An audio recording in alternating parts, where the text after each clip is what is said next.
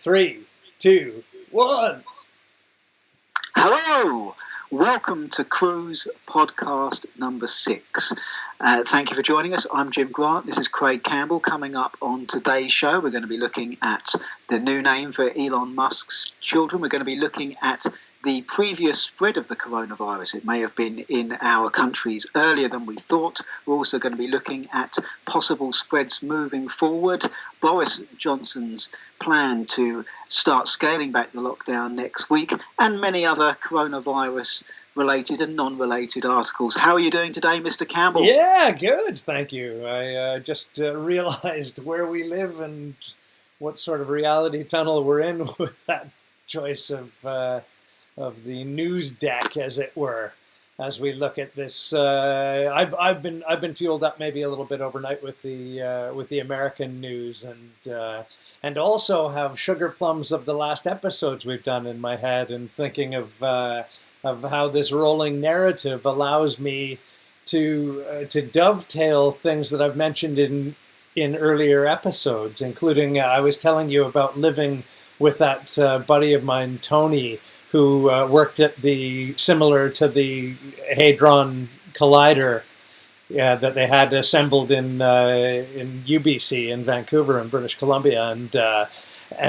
I believe now he's I don't know what you've been doing recently, Jim, but apparently he's into rechargeable batteries.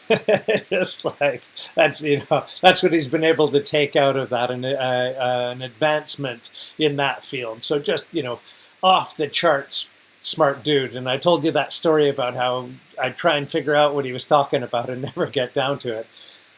We've been living together maybe 6 months a year, and we almost, like, I don't know if you've ever had roommates similar to this, you just like barely ever talk at all. Like I told you, he's like gone at 4 a.m, and I like barely see him when we're crossing in the early evening, afternoon, and then it's just like Tony's not here and gone again. And he had a girlfriend at the time as well, and I was out like a playa, and a playa, yeah, like just plaid shirts and playa. I just realized how ridiculous that is.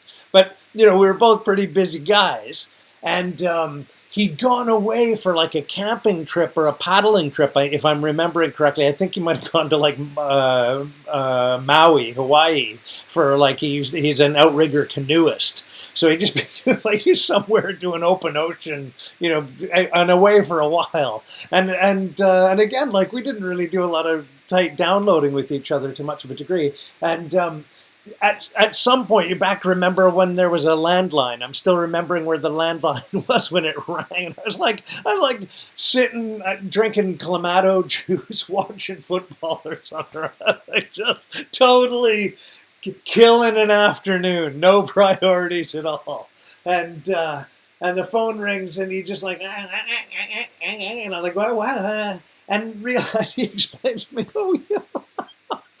I remember this. I remember this earlier today, Jim. It's even hard for me to recall. He said, I still remember this like it was yesterday. He said, "Could you feed my fish?"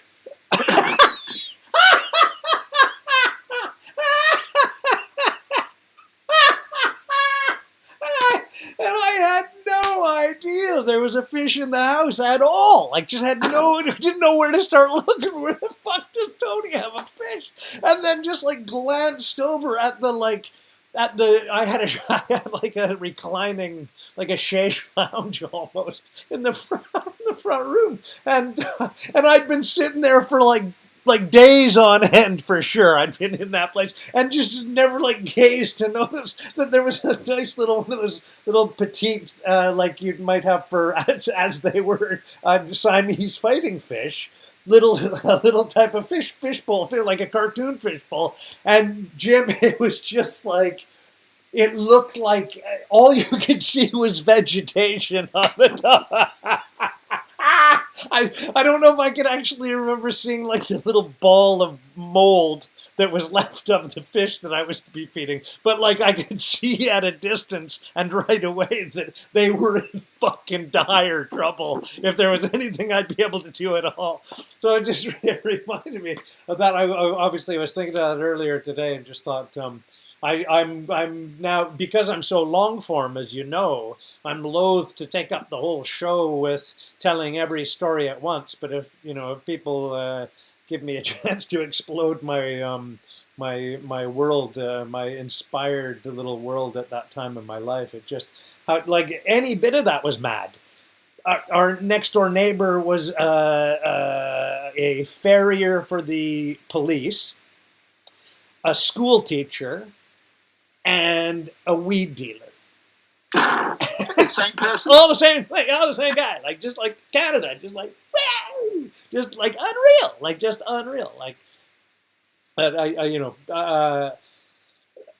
maybe I'm disappearing. Maybe I'm breaking through to this fantasy world, Jim, because of the real world that you are looking at right now. We live in chaos. And I mentioned again on one of the earlier episodes of like, and maybe it was the last one, might have been number 5, where we were talking about, I digressed again to America's posture with China, which is, as inflammatory as you can possibly imagine. We're really into a saber-rattling, global atmosphere. And it's funny, people are like, they ignore American news, or maybe even advise you to ignore American news. But in a lot of ways, it's the most relevant to all of our living existences. Well, it's funny you mention that, because on many of our previous podcasts and coming up on today's show, there is a lot of American news, and it does seem to be a couple of weeks ahead of the UK news in terms of treatments and science and that kind of stuff, and the amount of people that seem to ridicule a lot of because a lot of the news articles that comes out, it seems to be what you would classify in the right-hand side of the paradigm, Fox News, that kind of stuff, but they seem to be the ones that are most likely to promote free ideas. And in fact, I can give you an example of that. Is that I've got a few Daily Mail articles up there, and I think they're the only ones that still allow the comment section from the British mainstream news. The only one, the holdout. Yeah, and I've also seen a few things today, like I saw on Facebook, where they are equating anyone that's free speech with calling them alt-right, which is a dangerous precedent to set. I saw the same thing just before we started speaking, Jim. Funny enough, that they've co-opted the fight for like basic human rights and respects, with a right-wing agenda, right? Like, yeah, totally. Like the total hijacking of madness. Like people on all sides of every paradigm can't rejoice in their appreciation for personal rights and freedoms. Yeah, it's weird. But moving on to our first article today. This is from the aforementioned publication. Yeah. This is from the Mail Online. Yeah. And this is all about Elon Musk's new child. By the way, I'm of the mafia. I'm in the mafia camp. You usually leave people's wife and kids out. So I would never, is that part of your ethos? When you're down in the dojo, is that what they got on the wall there? Yeah, leave people's wife and kids out of it. Leave the kids and the wife out of it. Yeah. Yeah, exactly. Even the mafia do that, Yeah, sure. They also run in this particular case, I think it's worthy of note that he has given his son a rather strange choice of name, and that is it's a boy, is it?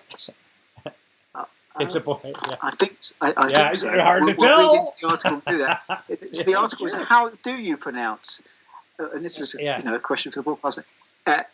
I'll do it like symbolise it so the audience can see. It's like an X, and then I'll see if I can do it backwards for the audience to see it. So it's like an A and then an E into it. I'm sure it's like some kind of Greek symbolism or something like that, like Alpha Omega or something, but that I lack the education to understand. And then there's the letter A-12. Social media is baffled by how to say the name of Elon Musk and Grimes' new son. I've got an answer to that. Don't. Just don't. Just save yourself the stress and ignore the situation. Don't. Hey, kiddo. Yeah. Hey, leave the wife and the kids out of it. And especially the kid this time. Amid speculation, the boy is named after a secret CIA spy plane. The unusual choice immediately had fans guessing what it might mean. It also discussed fans how to of what? Kids? Elected. Fans of little kids? What can they be fans of? I'm just like, why are we monetizing, quantifying this little like private individual's life already? It's just so grim. So Christ-forsaken grim. I wish the kid well. Exactly. From a distance. Hey, I didn't know the kid was even here. Sorry I made too much noise. Yeah, nice to meet you anyway. Take care, Mr. Musk. And whoever you are, the Canadian one, yeah, take care. Just like you would if you met them in a restaurant, rather than just like, what's the kids? Just like, I know people are fascinated with that stuff. It's part of that. It's almost like the royalty type attraction, isn't it? It's just like you're attracted to the personal magnetism of Elon Musk and his what is he, 34th wealthiest man in the world by his business gravity as well. But then it's just like, it's just the trinket shit that's on the side of it, isn't it? They shit out a kid. Quick, look at it. What's he called? It's no wonder he's called the kid that name, just to confound the people that are doing it. Like he's named his kid after Prince. Really? Why? Why's the kid got an axe to grind against the music industry when he's still got fucking afterbirth on it? It just creates a problem for the kid, doesn't it? It takes the kid's power away right away. It just creates like a controversy around an innocent fucking zygote. What's going on? We're arguing already. Just like fucking madness, isn't it? Madness. Yeah. But I'm coming out of this. How do you feel, Jim? I'm coming out of this. I like Elon Musk more than I did like even a week ago. Like, I don't know why, just like he's a fucking lunatic, and I love that he's just like constantly throwing grenades all the time. The weed smoking incident on Rogan, all of this is just the fact that the military, because he's tied in with the U.S. space program, were then like thinking, we got like a weed smoker we're buying rockets from? Like, it's just the perfect fucking cage rattler. He got high enough up the chain that now he can dick with the fucking fire alarm a little bit and have fun at work, as far as I can see, because they're not suffering, are they? I don't know. Good luck to them. I mean, as a libertarian, if he's not harming anyone else, well, he's harming us to start with, right? Yeah. Yes. Good luck to him and the kids. But leave the wife out of it. Moving on to our next article. This is by CBS News, and this is from very trustworthy. Sarah Lynch Baldwin, and it's Cuomo. I think this represents him saying this. Cuomo, data shows most new COVID patients in New York are at home and not working. New York Governor Andrew Cuomo said Wednesday, and this is Thursday the 7th of May we're recording this, that most new COVID-19 cases tracked by hospitals in the state over the past few days were among people who were predominantly at home and not working. They were also among people 51 and older. This reminds me of podcast 5, where we talked about, the positive effects that vitamin D and sunlight, therefore, had an effect on people, and the idea of germs being good for the immune system and all that kind of stuff. So, again, don't fall to the pro wrestling paradigm. That doesn't mean we're saying that the lockdown doesn't help as well, but we're just saying there are downsides to a lockdown as well as upsides. What do you think? Yeah, well, it's... when you were talking, I didn't want to get into it because for me it's just like I'm screaming in the same direction that I have been for some time, that one of the benchmark behaviors of the state in relation to this entire, public health crisis is keeping us from the sun and keeping us from the beach. And to crowbar her name in, because she's been playing whack-a-mole with YouTube all day, if you've caught all that, Judy Miskowitz, have you seen her, Mikovits?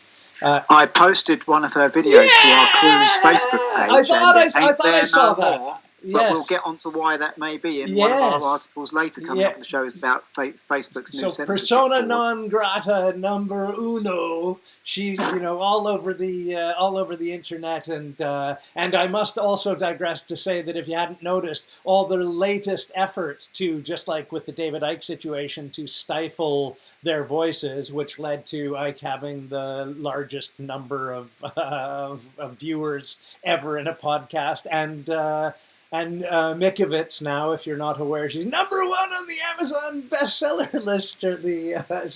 She's her book's selling out. The Judy Mickiewicz story is becoming what people want to hear, which is just beautiful. It's like a Cinderella story as it goes. But in the tiny video that they've probably already cut off from where you linked it, Jim, as you're aware, they had her at the end, just a real throwaway. It's about, 26, 28 minute long piece, or the beginning of the show that I won't even say because then we'll get taken down, because it's just like, it's the silliness of this. But if you know what we're talking about, if you catch this program, near the end of it, she just she's like, of the myriad of things she's also told you that are like earth-shattering and mind-blowing, she then just like points out as they're panning to a nice beach scene, and she quickly like makes mention of the benefits of a beach, right? Like from a therapeutic point of view, like why would anybody want to be at the beach? Well, she'll tell you right here, just like, rattles off a few like impressions of like they're healing places for people. The idea that with the backdrop of all this madness going on, that we've been prevented from going to beaches also. And I've seen, like, I even saw, it's another digression, Jim, but it's interesting to me that I saw arrests of surfers at beaches that I'd been to in South Africa, which, like, it was odd to kind of recognize the only beach that I really knew, or one of the few that I knew for the short time I was there, Muizenberg, suddenly was like in the news for all the wrong reasons. And you had like, the park police or the beach police there just arresting people, and I don't even think they were wearing wetsuits. Just surreal scenes of like, and this is the odd thing that we also know that's been going on. Part of this, like the pressure cooker of madness, even over the last couple of days, and I'm sure you've seen it, is the woman being sent to jail now, the salon owner in Texas. So she's going to jail, and that she's also in the backdrop of this, they're also releasing prisoners from prison who are like really quite hideous creatures. There's that going on in the background. So it's like you're arresting all these real like bizarre soft targets of people on their beach blankets and whatnot, and at the same time like actual criminals are being released because of the fear of COVID-19 within the prison system. So this is all this is connected and going on in the background. It's not the lockdown that we're against per se, as we said in the last episode. It's the hypocrisy of it. It's not the police that we're against per se. It's the hypocrisy of a minority of their officers, who are, I dare say, backed up by the hypocrisy of the vast majority of our politicians. So I'm never one to blame the police, because it's up to the public to say, what, the police follow the laws, so we've got to take our legitimate peaceful protests to the people that make those laws, not the people that enforce them.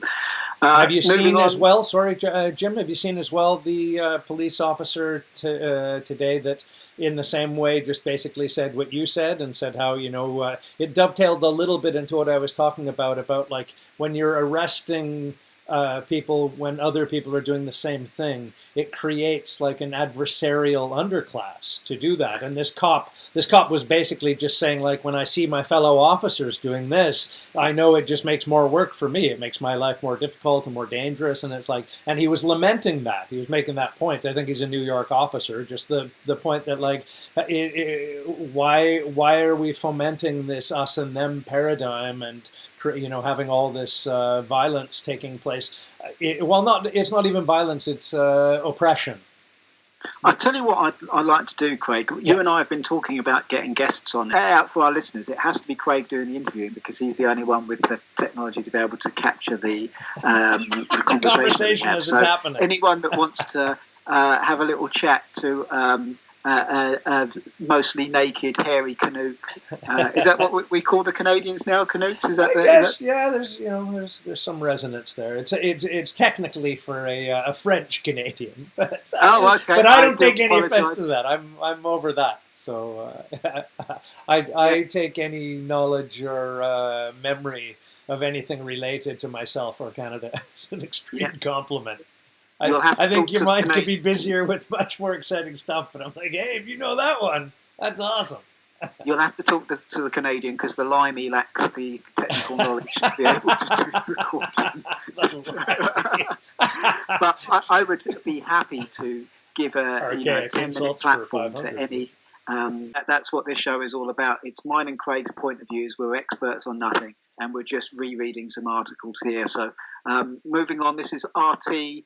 This is an article from the 6th of May. It's called Game Changer. Yeah. German scientists find antibodies that block coronavirus from spreading further. Scientists have detected an antibody that blocks the coronavirus from entering cells, providing a much-needed shield for severely ill patients. While not a cure or vaccine, it is still a significant development.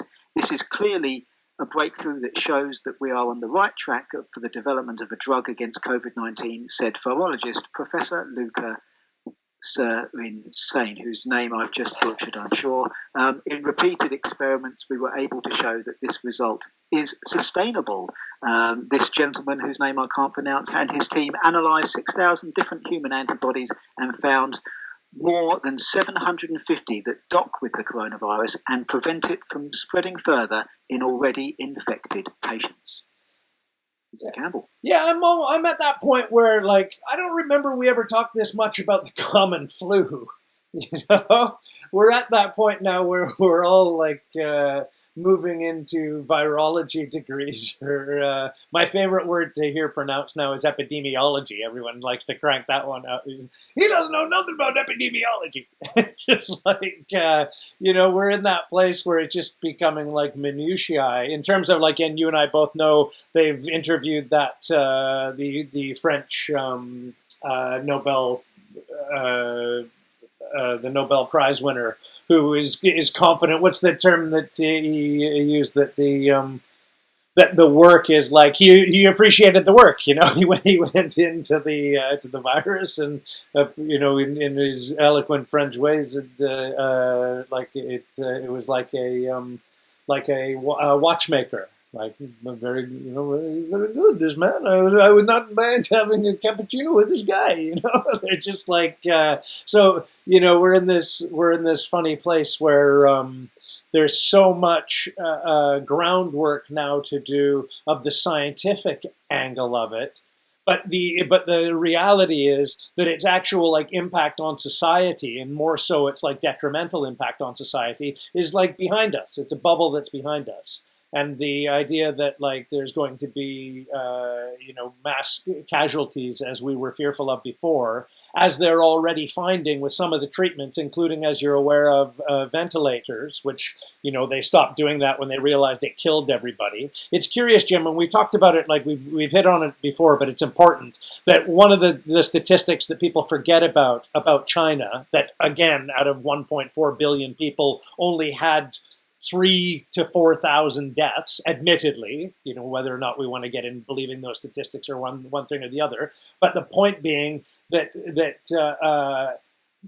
most of them, almost all of them, like 96, 97% of them, all of them died in Wuhan. Like only 3 or 4% of all of Chinese total deaths died in the rest of China. So the idea that this thing is just like untreatable and everybody who gets it, is a pile of zombie movie fucking bubbling pus, all of this stuff is not found to be true. This is why people are coming out of their homes. This is why the person who put together the models that put us into our homes, who we're talking about, the fellow who was banging on the side. We'll be coming to him. Yes, I'll bet we are. About this, the overwhelming anecdotal feeling is that people aren't afraid of it anymore. And we've seen that also in the States because they know it is treatable and they know what a small portion of the population is vulnerable to it and to what degree. There's a lot more known about it, and because of that, there's a lot less fear about it. So we're in a pretty, we're in a place now where I want it behind me. That's the point I wanted to make. It's like I just want, like, it's no worse than any flu we've ever seen. A lot more people in society had it, and we just didn't know because we haven't tested pervasively. The tests themselves, you can fucking go one way or the other because they're as untrustworthy as you can imagine. And we need out now. And thank goodness it's happening in different parts of the world, and the examples being set, whether it's in Germany or Canada or here or the States, you know. We're going to come to that in a minute. I just want to bring up this article just to back up what you were saying, where you said everyone on ventilators was dying. It's actually 80% of New York City. I thought it was 85. Sorry. Die on ventilators. It was a death knell, wasn't it? And that's an article for where you can get that on a lot of people. That's the Times, that's the Daily Mail, that's the Business Insider, that's NBC News. So there's a lot. Just Google that. 80% on ventilators die. So if you want to look at what Craig Campbell was talking about, you'll get a load of articles on that. And so you can also see that they were paid differently in certain American hospitals by their pay structures. If you were on a ventilator, it would cost more for that particular insurance, right? So you're into all kinds of like questionable practices and how quick. I'm actually, can I just say, like, for good spirit and for good measure. I'm really glad that there was a reversal as quick as there was, to be fair, because they were talking about how many thousands of ventilators being needed all the time, and it could have just turned into even a greater massacre. It could have turned into a never-ending, as you know, exists in medicine, where they just like the treatment's worse than the cure, like is a bit what's happening now. Sorry. We're going to be coming to everything you basically said there. Yeah. That's going to be what we're covering on the show in the next section. Just here, this is an article from the Telegraph. This is from the 4th of May by Justin Hugler. 10 times more people in Germany may be immune to coronavirus than predicted. Wow! Findings from the University of Bonn show that 1.8 million people across the country have already been infected with the virus. And their dogs and their papayas, for some reason. Do you know, I've noticed when I read these articles out that the headline is often the first bit that's really covered in the news. And so I'm just going to, in the interests of time, because what me and Craig are trying to do for the viewers now is we're trying to make this a lot more viewer-friendly. We're trying to blitz a lot more articles, get through a lot more articles for you. So we're just going to read the headlines and the bits off the top, the real key notes here, and then you can go and do your own research by looking in the descriptions or the comment sections of the platform that you're watching on. We have recently launched onto Anchor FM, which is a podcast. So if you're listening to this in podcast form, do check us out on our YouTube channel in the description or the comments. And feel free to sorry to interrupt, Jim, to comment and feel free to point out our mistakes. Please feel free to do so. Well, any feedback is welcome. You can always comment. We'll have a chat to you. And like I said before, any police officers that want to come on, all you have to do is just find us on our Facebook page, which is Cruise. Yeah. And then our YouTube channel, which is Cruise, Craig Campbell, Jim Grant. Leave a comment, or you can message us directly on the Facebook page. We'll get back to you. We'll be interested to you. But anyone that wants to leave a comment, do so. And please, if you're listening to this, whatever format you're on, please click the like button if you're on Facebook and click the subscribe button if you're on YouTube. It really helps us to get through to you for what we're doing. And Craig and I plan to do these podcasts until we die. So it won't just be the coronavirus and the lockdown that we're here. We're really loving what you do. And speaking of that, I just want to give a quick shout out because our 4th podcast that we've just released reached almost the best part of 2,000 views. Wow. And it reached about 7,000 people. And a big about a third of that was down to a Facebooker called TUBBE. He had a channel. So it's Tub with 2 B's. Thank you, Tub, for sharing we have no idea who you are, but... thank you for putting us on your channel it's been mentioned. If I can interrupt, a comment has been mentioned that my mistreatment of 5G key workers was a little bit harsh, and I want to I shouldn't need to, but I'd like to explain that for me that's like that's Canadian egalitarian vernacular. I can argue just in terms of like, I don't care what job you do. If you're like in a truck at like 5 a.m. idling in the steam and you got to get on like a cherry picker and go up and like use a screwdriver at some point in your day, you're a fucking asshole. That's what I call you. It's not nothing personal at all. Hey, can you get 2 coffees, you fucking dickhead? Because that's what that job is like. I'm not so removed from labor jobs or jobs that involve camaraderie where everybody's a fucking prick. And if you don't think that, like, if you think among all the pricks that you're not a prick, well, today's your day for a couple of the guys to beat the fuck out of you. Because that's how the Canadian trench works. If you want to know anything about it, you can go read Vimy. I'd recommend anything by Pierre Burton, but Vimy's really good, and that's why we were sought after for trench fighting, because everybody's a fucking dick. Nobody gives a shit. There's no elitism at all. What the fuck did you say? Because everybody's an asshole.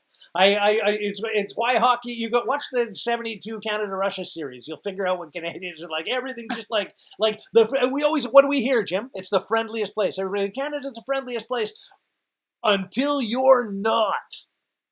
It's just like everybody's opening doors for everybody, and then the second you don't say thanks very much, you're just like, hey, what do I fucking work here? What the fuck's going on? Or you're suddenly dealing with like 3 guys who will definitely fight you in a mall parking lot for sure. Like, can't believe they're not already hitting you in the face. So, it's just one of those kind of places. Again, like, take nothing as an insult from me. When I depict anything or anybody as an asshole, it is a term of endearment. Please take that from me. And I respect the fact that you got to fucking wake up that early and what you got to do and who you got to tolerate all fucking day while you're trying not to die on the road to begin with. So I get that. I'm with the working person. I realized the other day that we were taking the piss out of the NHS, and I spoke about like how Labour had also impacted the situation that the Tories are known to have, and then I saw somebody corrected somebody, and I realized I mistakenly think that New Labour is Labour. Because I'm ignorant than a dickhead. What I relate to, I like, old labor, whatever you want to call like old labor British. I like that. I like work. I like people who have jobs. I like, arguing for those people. I like getting people out of mining jobs. If you don't even fucking know, one of the things that most freaked me out when I moved to the UK is to find out, like, well, you could read it anywhere, that it used to be, Jim, that people didn't even get paid until they were at the coalface. You were in a fucking lift in an elevator, like 40 minutes, sometimes longer, going like into a fucking hole, and you didn't get paid until you were like shoveling off the wall or whatever you had to do next. Just like crazy. I'm for everybody who like fought for fucking the worker, specifically for rights, for equal rights in that way, which still needs to happen. It's still gone in reverse from what it used to be. So sorry, Labour. Anybody who I've maligned as Labour by mistaking New Labour for being what your ethos is, my apologies. And again, this, we're doing this show successively, so feel free to comment and find out what our actual sentiments are, because we don't want to make any enemies with what we're doing. We just want to, we're hungry to inform you because we're enjoying informing ourselves. Yeah, I would like to say to anyone, whatever their format they're listening on to, if it's you can leave a comment section. If you're on Facebook or YouTube, something like that. Why not put in the comment section what your favourite article of the day was, or the favourite one of Craig's rants is, anything like that. It was much appreciated. Feedback is always welcome. And the number one thing you could do if you want us to reach more people, if you like what we're doing and you want other people to listen to it, is hit the share button on Facebook. That'd be awesome. or really share the appreciate link on some sort of social media. And thanks, YouTube Jim. or anything like that. You've now hooked up with my buddy Danny Menlo on Vancouver Island as well. We were giving shout outs, and thank you. He's been sharing our stuff and being very glowing. Yeah, that's totally wicked as well. And I owe him an apology that will surprise him. But I've taken some new information on board and feel like I'm in need of asking forgiveness. So he's a solid dude, and I'm glad you know him now as well, Jim. Yeah, and you'll be pleased to hear that I'm usually the one doing most of the replies in the comments section. So you won't have to... Why is that, Jim? Why? What the fuck, you fucking asshole! Fuck you! So because Craig is banned. Thank you very much for watching. Because Craig is banned. Because we're not even involved in... Because Craig, he can't talk on Facebook anymore. So not for now, Craig's but in the bin. Craig's in the great return, give me a couple of weeks and I'll come on strong. Yeah, you'll see me. Leave a comment now. Yeah, but please feel free to like. I can't even like Jim. I can't do anything. I can't do any functions. I can't send personal messages. I'm like looking in a glass bubble, people talking conversations about me sometimes, or and there's something I want to answer. Like, hi everybody. Just can't do nothing. It's classic. Well, now's the perfect time to leave the comments because totally. I'll be the only one leaving. Here's your minute. 2 weeks. Yeah. You want to leave a comment without being called a prick. Now's your 2 weeks. The crazy Canadian wanting to fight you in a car park. So you'll get the bowler hat wearing, tea drinking Englishman for the next couple of weeks. Goddamn limeys. Leave a comment. Please like, please subscribe, please share our articles. Please. Speaking of which, our next article is from CNN. More good people. It's by. We just love China. How do you know what's the opening line there? Hi, what are we even talking about? But we love China. Was that the right answer? Mad the coronavirus pandemic in the US.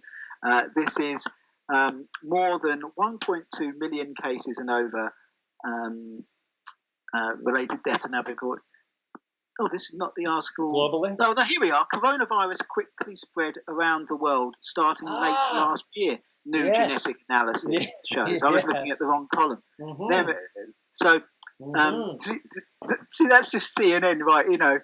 In every single article, we're going to tell you how many people died. And they've got that actually up the top there. So it took me a while to figure out what the actual headline was, which is well done. A new genetic analysis of the virus that causes COVID-19, taken from more than 7,600 patients around the world, shows that the virus has been circulating in people since late last year and must have spread extremely quickly after the first infection. Researchers in Britain looked at mutations in the virus and found the evidence of quick spread, but not evidence the virus is becoming more easily transmitted or more likely to cause serious disease. So that was pretty much what you were saying earlier, Craig. Yeah, isn't that funny? And it reminds me as well, I'll never find them. It was a few months ago, but I was in dispute with a couple of people that thought that they might be able to find them, actually. It would take a little bit of effort. But they were quite sure, and I think many people I'm hearing anecdotally thought the same thing, that they had COVID-like symptoms over Christmas. And I shot the guy down because I just said, well, unless you were like in Wuhan 2 weeks previously, the chances are like really remote and slim. And now I'm realizing, as from the information you're finding, that's a belief that has some substance to it now.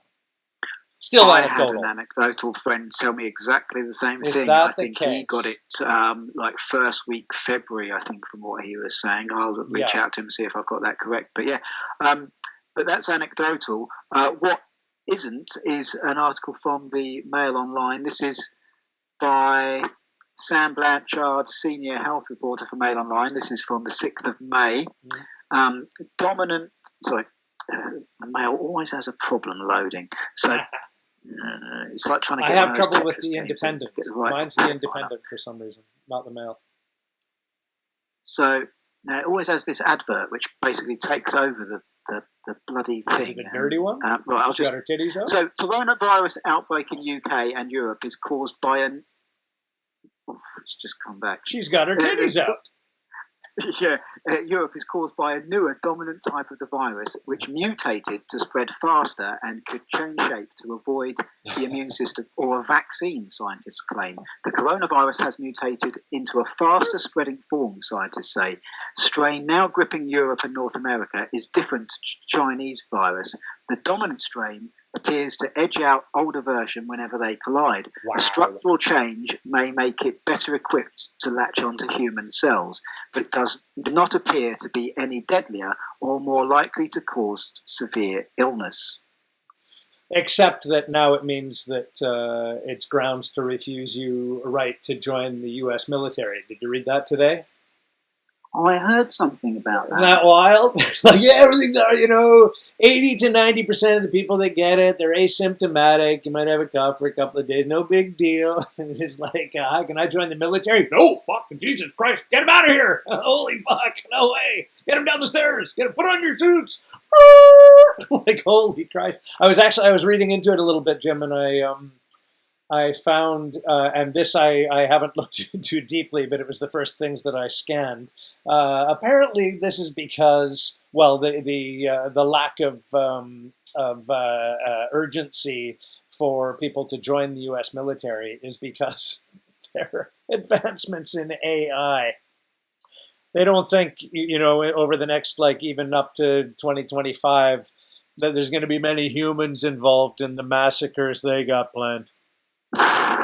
They're just like, and then some of the comments are just like, well, yeah, because people have consciences and feel empathy and all the things that don't really work with the authoritarian New World Order state. So we got to remove that component.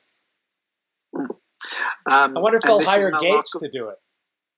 Yeah, another article along the same lines. This is by Alexander Martin. This is Sky News. Yeah. Coronavirus. Scientists say a more contagious mutant strain has been sweeping the globe. Wow. The story is worrying as we see a mutated form of the virus very rapidly emerging, the study authors say. Scientists have been identified a mutation in coronavirus, which they believe means a more contagious strain has been sweeping Europe and the US and could even reinfect those who already have antibodies.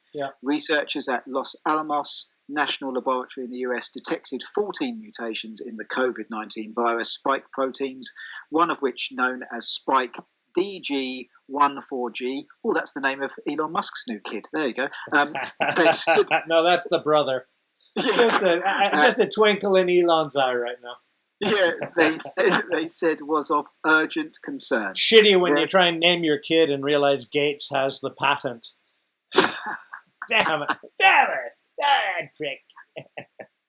Their research paper suggests that the mutated strain of coronavirus that has become dominant across the world was first identified in Europe and is different to those which spread early on in the pandemic. Wow. What an article. Isn't that wild?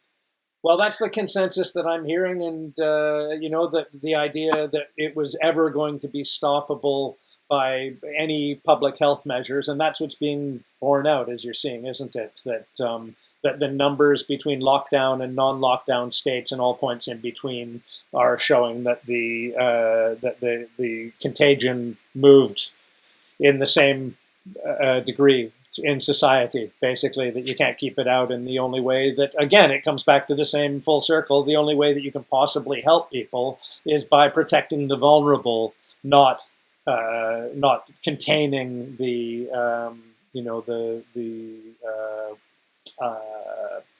protected or the unaffected.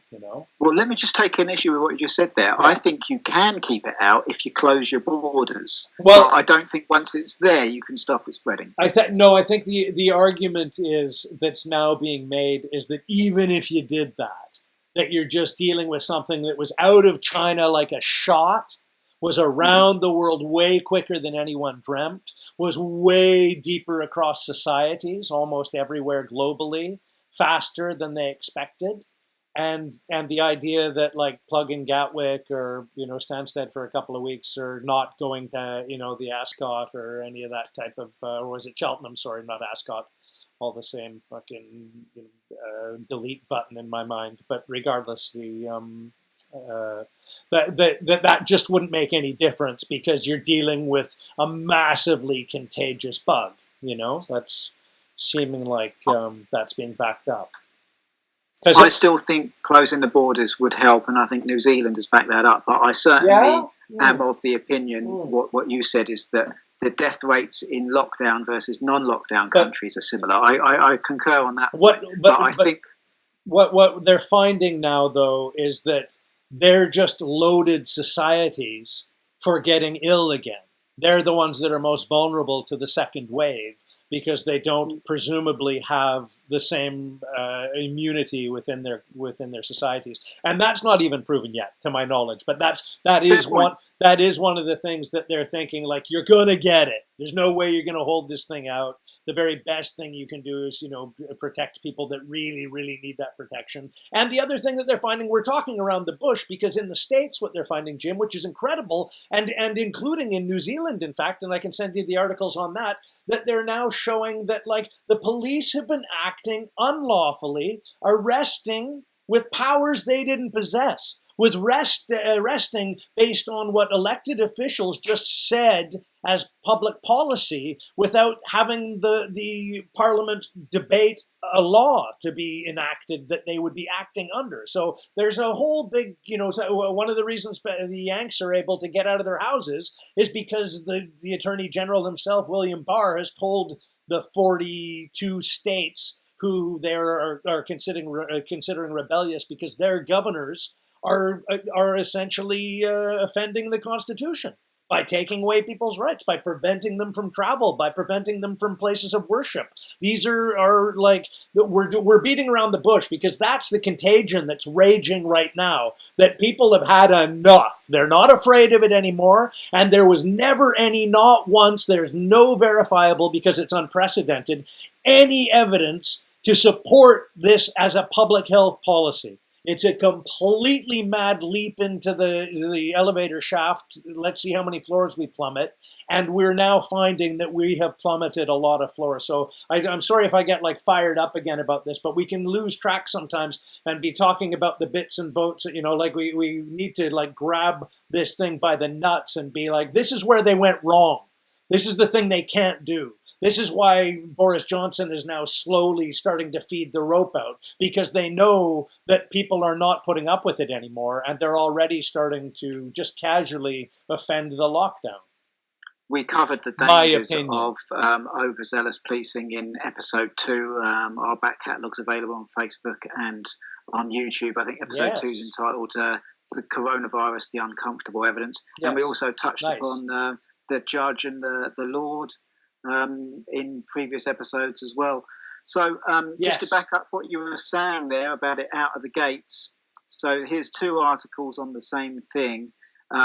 This is BBC News, this is the 5th of May. Coronavirus, France's first known case was in December. A patient treated in a hospital near Paris on the 27th of December for suspected pneumonia actually had the coronavirus, his doctor has said. This means the virus may have arrived in Europe almost a month earlier than previously thought. Yeah.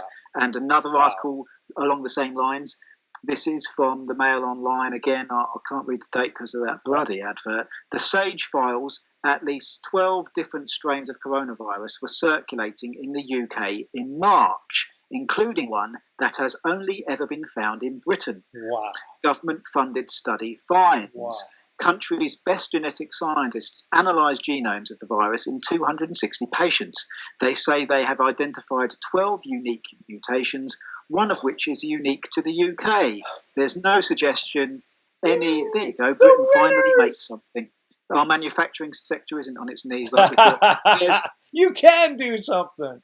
Yay! There's no suggestion any of the strains are more potent or infectious than another.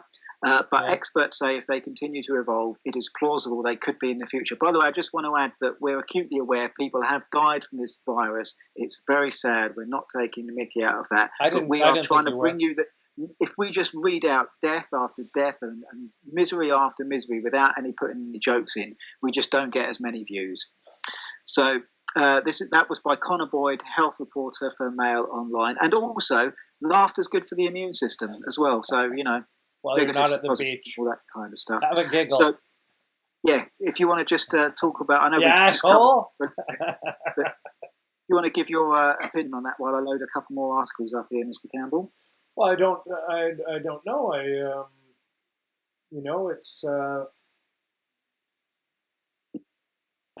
It's all part of the same mystery that we're trying to solve. The fact that they still don't have, what was it, from the original 41 that the Lancet brought out, that first big study where they proved that like 13 or so hadn't come from the Henan seafood market, that it's always been that, like, in fact, I've heard it punctuated on other investigations that, like, they don't know where the original victims were, or the original contractees were. At least about half of them, I think, of the first, like, again, 41. So they, it could have started in a different bit of China.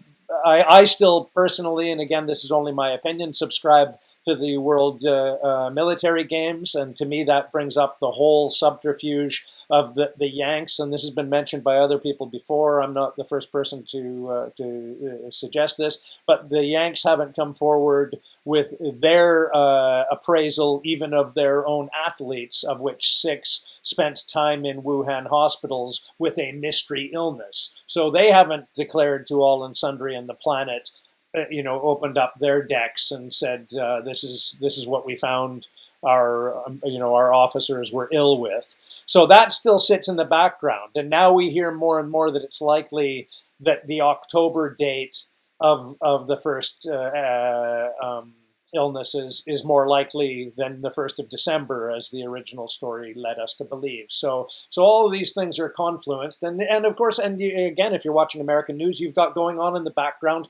There's open revolt now and making overtures to show where the National Institute of Health has been involved in coronavirus experiments with the lab in Wuhan, and that's a backburning story that has a lot of players involved internationally. I still haven't seen it mentioned, but 3, 2, 1.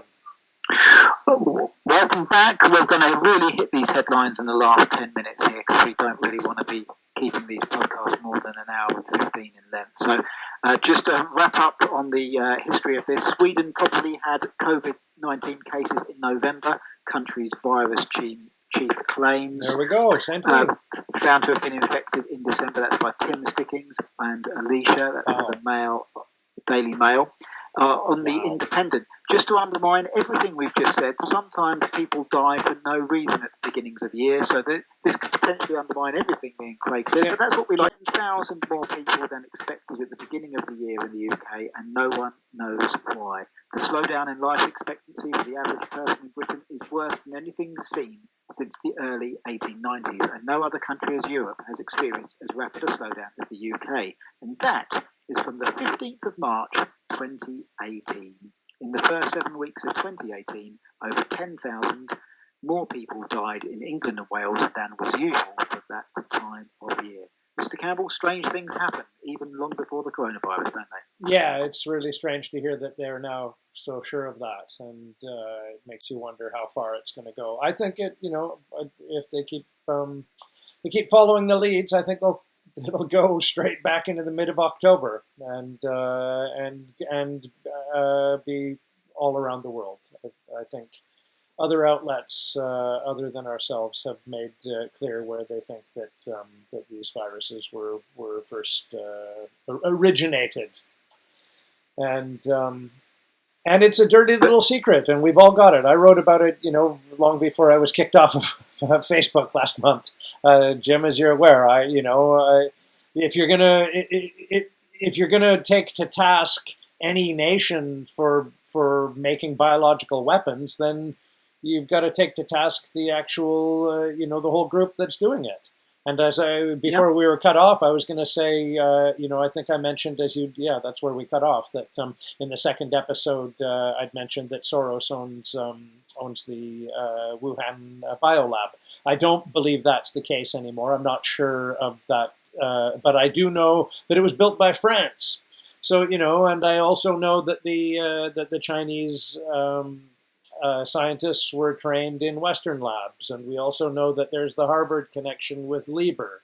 So there's all kinds of, and they always leave out. I find this funny enough, Jim. I was thinking of this before we started talking today, how ridiculous it is that what have they left out of all of this conversation? All of the Wuhan lab, all of the bioweapon, all of the American saber rattling and posturing. They've left out the Epstein connection. Mm-hmm. Just like exculpated from the story. So I don't trust any of this nonsense, and you and I both know why that is. So that's what I think of that. Speaking of not trusting any of this nonsense, this is by the New York Post. This is by May the 6th. 40 coronavirus kits suspected as goat and fruit test positive in Tanzania. Coronavirus test kits have aroused suspicions in Salam, Tanzania, after results taken from goats and fruit came back positive in what the country's leader has dubbed a technical error. Tanzanian President John Magufuli memorably raised eyebrows earlier this week for touting an anti-COVID herbal tonic, despite no scientific evidence that it cured the coronavirus. And moving on to something that's a little bit more disturbing, and again, we are just reporting this. We haven't interviewed this woman. We haven't checked out that she is who she says she is. We're on. Okay, so this is from the Mail Online. Nevada nurse who came to New York City to work on the coronavirus front lines claims minority patients are being murdered by negligent doctors, misplacing ventilator tubes and giving unnecessary defibrillation. But nobody cares. An ICU nurse in New York City spoke out in a tearful video about the mismanagement and medical negligence at city hospitals. They're not dying of COVID, nurse Nicole Sirotek said. I am literally saying they're murdering these people and nobody cares because they're all minorities. Sirotek, 37, told of one patient who died while waiting for an X-ray because her warning that the anesthesiologist had misplaced a ventilator tube was ignored. She described how a resident doctor defibrillating a patient with an already beating heart and a nurse who placed a feeding tube into patients' lungs. The mother of two from Elko, Nevada, was one of hundreds of medics to travel to New York as the virus surged. So, and she's not the only one, Craig, because I'm going to bring up another, which I believe is a totally separate nurse, but I could be wrong because the pictures on Daily Mail keep me slow. I can't remember again what episode we mentioned it, but remember, these are some of the best stories that ever come out of a hospital setting. You always have to keep that in your mind, you know. If you go to a hospital and you come out of there with like both bollocks still attached to your body, you've had a successful trip to the hospital. You know, you think back to the hepatitis AIDS days and just like, you know, MRSA and just hospitals. How many people we know? It's between 2 for sure and 400,000 people die every year across the States from taking prescription drugs the correctly recommended way, right? You have to see this in context of like hospitals are just butcher shops that you're very lucky to escape if you do. So, you know, there's a hideous story, but it might be one of the better ones you hear in there if you were asking around. Yeah, now I'm not certain if this is the same nurse. This is the Mail Online again. Yeah. Because it doesn't have a name. I've looked for it, and most of that applies to search and rescue also. Yeah, but there's a doctor mentioned in this that's different as well. So exclusive. It's a horror movie. Nurse working on coronavirus frontline in New York claims the city is murdering COVID-19. Sounds like the same gal. By putting them on ventilators and causing trauma to the lungs. Sarah said. So what was the name of the other? What was the other name of the other nurse? It's just it sounds like the same lady. If I was driving around in my squad car and that came over the radio, I'd be it's the same perp. Well, looking for the same that's perp. Annoying. It's not loading now. So this one's name is Sarah. So we'll have to go back and see if it's a different one. Sarah said COVID-19 patients are placed on ventilators rather than less invasive CPAP or BiPAP machines due to fears about the virus spreading. Well, this is what we know. This is what, has been discussed, and also that more money is made on insurance policies when people are put on to ventilators. So it's one of the the go-to treatments that ups the ante, and we have to also see context of it was a recommended treatment up until very recently, which is why I further stress it's just lucky that they're realizing now murdering 8 out of 10 people. Every time, it was a ticket to the other side if you were put on a ventilator, well known. And what's just come out recently, to interrupt you, Jim, most hilariously, to add to the mix, that apparently smokers are less likely to get COVID. Did you see that recently? Just like I've heard of that. Yeah, isn't that crazy? So just like another, and as you mentioned earlier, that just because you had it the first time doesn't mean you're not going to get the other strain coming back through, right? That's everything's a wrench. Everything's just a new wrench. I've tried refreshing that page and it's not coming up, so that's interesting. But to carry on with this one, just to back up what you're saying, New York emergency room doctor Cameron Kyle Siddell stepped down this month because he didn't want to follow the hospital's ventilator protocol.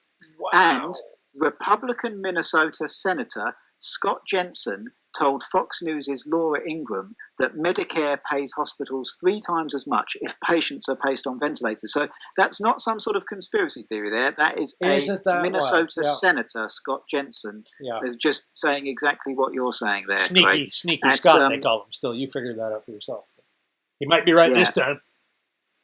Yeah, that day. Oh, no, hang on. Her name on the last article, which just reloaded, was Nicole Sirotek. So that's 2 nurses saying the same thing now, then, Craig. Wow. Along with using the expression murdering. Doctor resigning, and a senator as well. And both of those being reported by the Mail Online. Incredible. So I just wonder if there's anyone that's left-wing orientated that thinks because it's the Mail Online, we shouldn't believe them, or we shouldn't believe the nurses because it's only the Mail Online reporting it. I do wonder what those... That's a fair statement also. What those... But how can you trust any of these bastards, to be fair? But yes, when it concurs with other... and they're naming the sources, so these people, I imagine these journalists do a little bit of research and check that they are actually nurses beforehand, but I just wanted to bring to the point of view that... And senators. Yeah. It does seem to be people from the right that are bringing this out, from the right publications. So you would, I see no reason for political bias to, enter into it when there's people's lives at stake. So just bringing up the news that on Monday, apparently, we're going to start phasing out of lockdown. Boris Johnson drafts 5-step plan to lift UK out of lockdown over 6 months. I'm certain a lot of people have read this, and I will if the privacy policy thing gets off my page. But there was one thing that I just wanted to bring to people's attention, if I can scroll down. Sure. And then we'll get out of this. And we'll let him go and get ready for episode 7. Yeah, well, there's something here that I wanted to bring up here. The government's blueprint aims to relax the lockdown in staggered steps between now and October. However, officials fear a second wave of coronavirus or seasonal flu outbreak this autumn could blow their plans off course. Hold on a second. We never had lockdown for seasonal flu before, Craig. Incredible, isn't it? It's incredible. It's just a glaring hole in the logic once again. But they're leaving the door open for more tyranny, Jim. And I just hope that the people don't fall for it as easily as the last time. When you see that that list of predictions of epidemics in the UK, from swine flu to bird flu to SARS to MERS to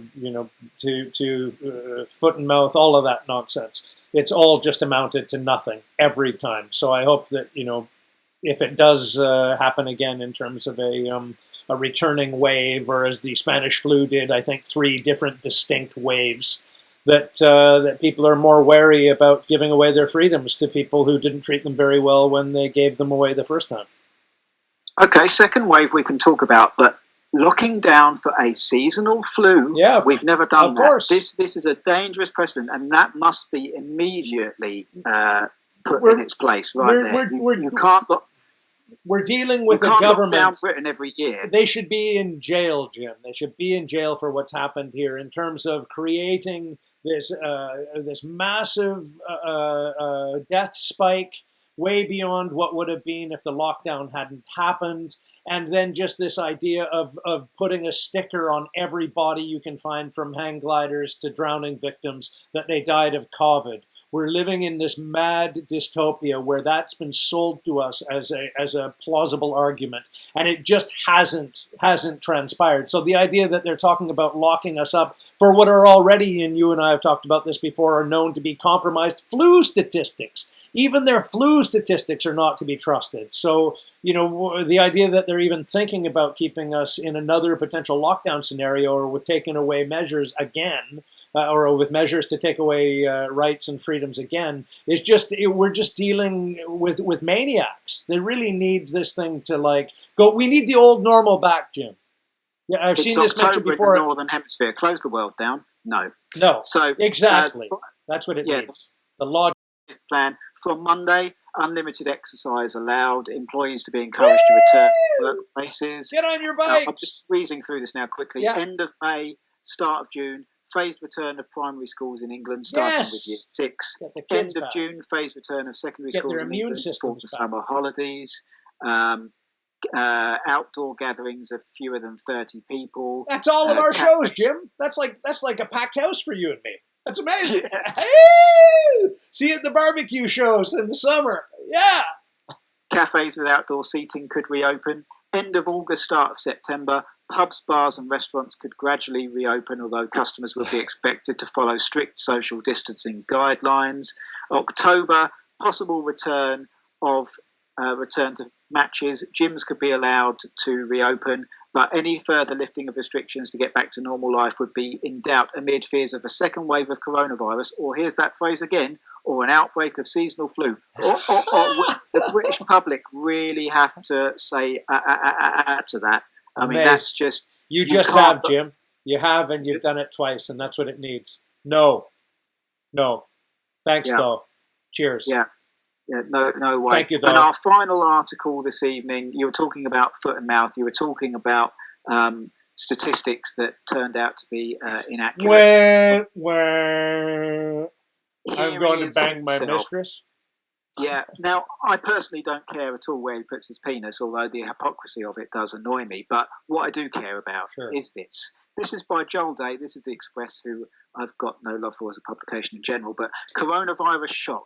How Neil Ferguson was bankrolled by major pharmaceutical companies. Neil Ferguson, one of the government's senior scientific advisors on the coronavirus, and this is from May the 4th, by the way, was response was financed by the pharmaceutical industry in the run-up to the 2009 swine flu pandemic, unearthed reports reveal. I wonder if they listened to our podcast number 2, Craig, because we did mention that about a month before the Express does. He spearheads a team at Imperial College London which produces the mathematical prediction models largely credited with prompting the government to impose the current lockdown. Professor Ferguson has a history in working as an epidemiologist for over 20 years, though he began and finished his studies in the field of physics. Just as Ferguson's prediction models has proved decisive in an ongoing fight against coronavirus, so too were his models used as a precedent in the fight against swine flu, H1N1. His team at Imperial College predicted a scenario in which 65,000 people in the UK died, a technical benchmark in the WHO's decision to issue a pandemic. At the end, the UK death toll from swine flu stood at 457. Added to this, the controversy over so-called conflicts of interest with those who advised the WHO but had simultaneous ties with the pharmaceutical industry. There you go. And what's left out of that is, of course, it was also what leveraged through Burke, I believe, or BRICS, is it? Yeah, that was the leverage that was used for the Yanks to be under Koch as well. That the number, the scaremongering number there was 500,000, if you're aware. Yeah. So the Express goes on to continue and name names, which Do I like. they? The 2018 documentary Trust Who noted how Professor Ferguson, who was on the committee, reported conflicts of interest. The film's maker, Lillian Frank, said Neil Ferguson declares consultancy fees from GlaxoSmithKline, Baxter and Roche, the manufacturers of the swine flu vaccines and medication. This was not a problem for The Who. At the time, in an interview with the pharmaceutical publication Script, Professor Ferguson explained the extent of his ties to the companies. He said, I chose to end the relationship with GSK and Roche in 2007 due to the mounting pressures of other more important work, and because I wanted to pursue advisory work with public bodies, which is more easily done without current relationships with commercial companies. He added, I think it would be difficult to find a true expert on influenza vaccines and antiviral drugs who has not worked at some time with pharma companies. There's that. There's that. Who is not at some point being directly paid by Bill Gates. It's because that's what they're finding, isn't it? That's just like inherent with that business is that you work with Gates. Allegedly, yeah. But again, these are points made by other people. But the main point with Ferguson is he going to resign? Is he actually going to answer any questions as he leaves in shame, I guess, as they're allowing him to do? Or is he going to fill in some blanks for people? Like why he didn't... well, they've already actually, the police have decided that they're not going to investigate further. But it just makes mockery of giving families tickets for sitting in the garden in front of their house and threatening people to not be able to play ball with their kids in their front yard and all that nonsense. While at the same time, the guy who's integral in why we're locked into our homes is obviously not feeling threatened enough to have somebody over as a guest at his house, which is also, I believe, did he not have symptoms of coronavirus also? Are you aware of that?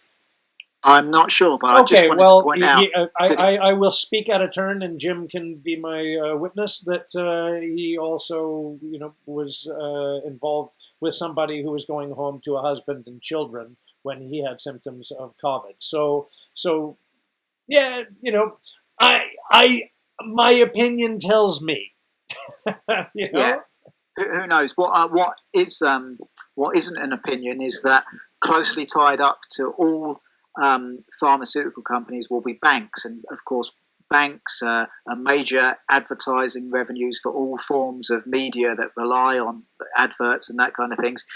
Because banks will own shares in pretty much all the big companies, and all the advertisers on the telly will be companies that are listed on stock exchanges, and banks will have vested interests in that. And just to give you an idea directly, JP Morgan estimated some $7 to $10 billion, which is £5 to £8 billion, was made off of 2009 vaccine profits alone.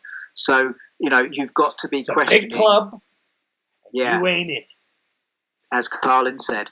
But the small club that is the Cruise Podcast. Woo! Thank you very much for watching here today. Do like our page on Facebook. Please. Do subscribe to our channel on YouTube. Do please share our links. We source everything we say. It's in the description and the comment section. Leave a comment for us. Say hi. And we're very grateful for you watching it. Please, because we don't have advertising budgets that are made off of this. So we can't even afford clothes to get our podcast out. We source everything we say. And thank you very much for watching. Good whatever time that you clicked on this. Thank you very much. Any closing comments, Mr. Campbell? No, that's just wonderful. Great. And look forward to episode 7. See you then.